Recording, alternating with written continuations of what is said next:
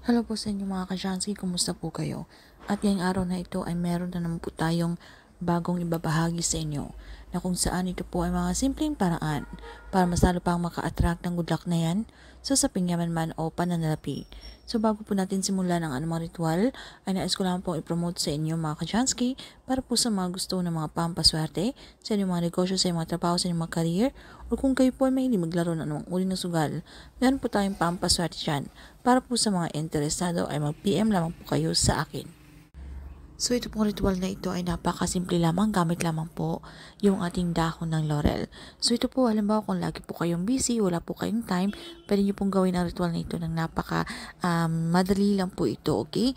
So bago po kayo umalis ng pamamahay at between 6 to 8 a.m. lamang po ninyo itong gawin. So maghanap po kayo ng parte sa inyong pamamahay na kung saan kayo po ay komportable na pwede nyo pong gawin ang ritual na ito na wala pong mga distraction. So make sure na naka-off po ang inyong mga telebisyon, ang inyong mga radyo, nakasalin po ang inyong mga phone para po kayo ay makapag-focus.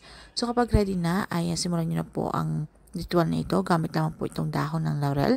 Sulatan nyo lamang po ng ating numero na ito po ay ating sacred code number.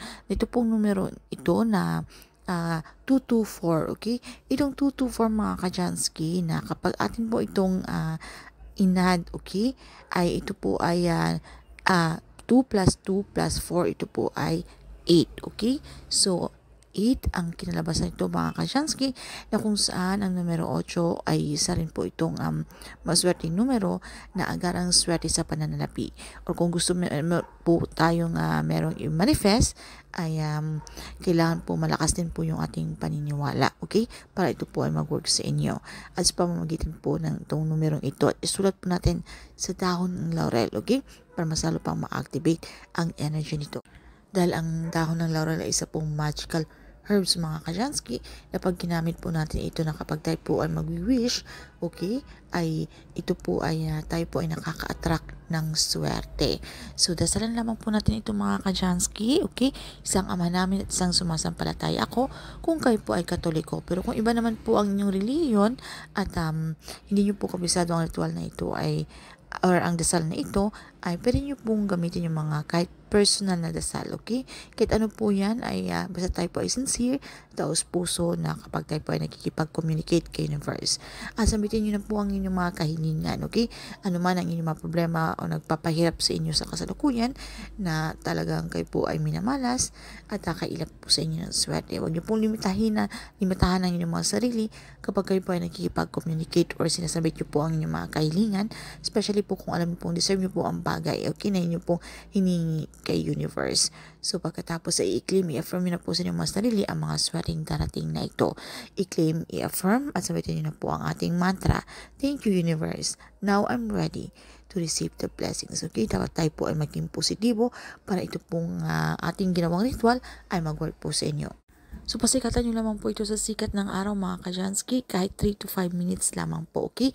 Kahit ilang minuto lamang, dahil alam na naman po natin, ang sikat ng araw ito po ay napakamaswerte.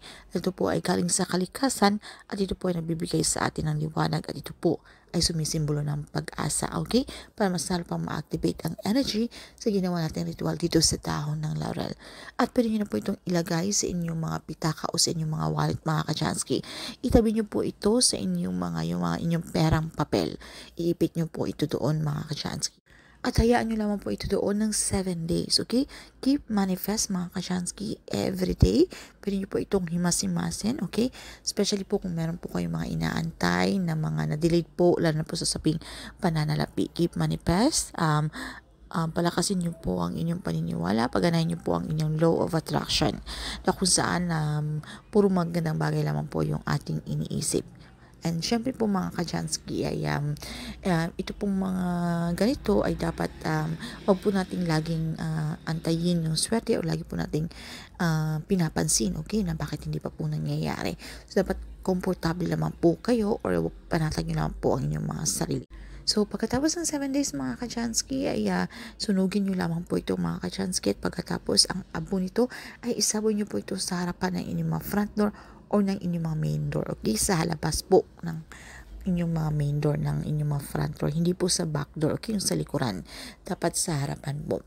So, pagkatapos ito mga kachansky, magugulat po kayo in just 7 days na kung meron po tayong mga inaantay, ay ito po ay magugulat na lang po tayo, makakasip tayo ng mga message na kung saan na ito po ay andyan na, halimbawa po sa pera, okay, na pwede natin itong ma-receive o makuha.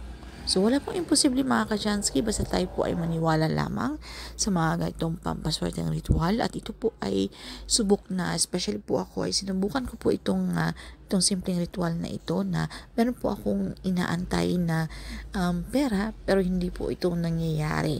So, ito po ay nadidelayed. So, ginawa ko po itong ritual na ito, at in just after po ng 7 days, okay, meron po akong na-receive, okay, sa akin pong bank account, notification na pumasok na po yung pera.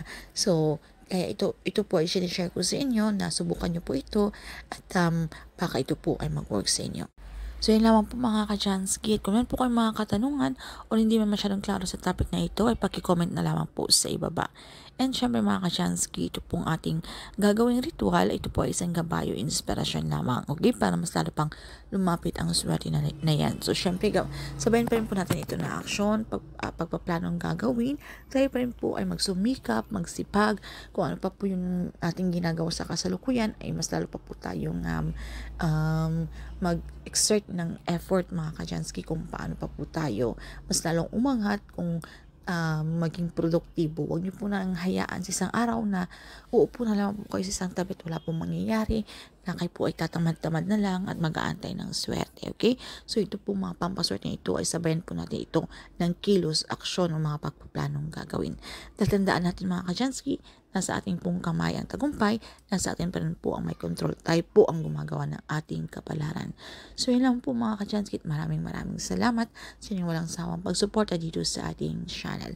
At syempre, bago po natin makalimutan, mag-ingat po kayo sa mga kumakalat ng mga scammers dito sa comment section, na kung saan na nagsisend po sila ng mga link, at huwag nyo pong ikiklik yan dahil baka po mahak ang inyong account. At pag may nagme-message po sa inyo, nakaparehas po ng ating kapangalan dito, okay, sa ating YouTube channel or sa ating FB page. So, tingnan nyo po maigi yung ating number of followers. Meron na po tayong 403,000, okay, followers. So, kapag hindi po yan yung number of followers na nyo makikita, ay hindi po saklaw yan ng Janice Kristen Vlogs, okay? At baka po ma-hack yung inyong mga account, at humingi po sila ng mga details sa inyo, yung mga numero, yung mga Gcash number. So, huwag nyo pong ipipigayan. Mag-ingat po kayo mga ka-Chansky.